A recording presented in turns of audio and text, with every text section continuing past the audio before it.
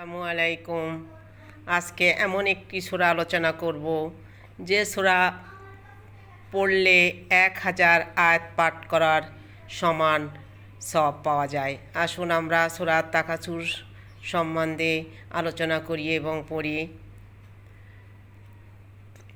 রাসূল সাল্লাল্লাহু আলাইহি ওয়াসাল্লাম একদা সাহাবীগণকে বললেন, তোমাদের মধ্যে এমন ক্ষমতা কারো নেই যে সে দৈনিক 1000 তেলাওয়াত করবে। উত্তরে তারা বলবে, 1000 আয়াত পাঠ করার শক্তি কজনেরই বা আছে?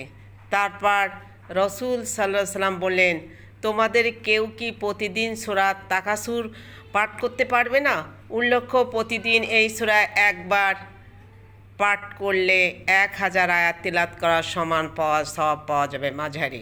বিসমিল্লাহির রাহমানির রাহিম। দয়াময় পরম দয়ালু আল্লাহর নামে।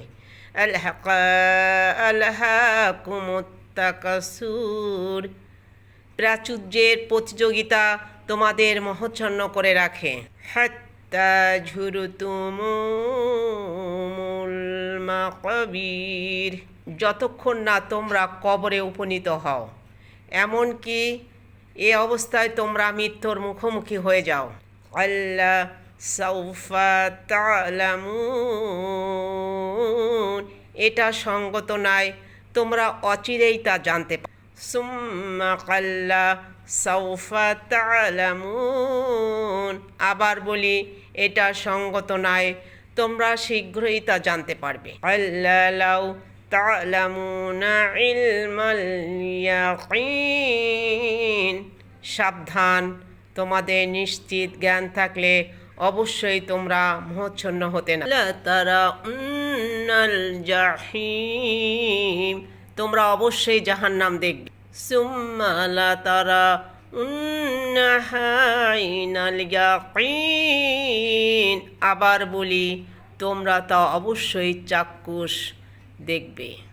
সুম্মা লা তুনসালুন্না ইয়াওমাইযিন নাঈম। 8 নম্বর আয়াতটা আবার একবার পড়ছি।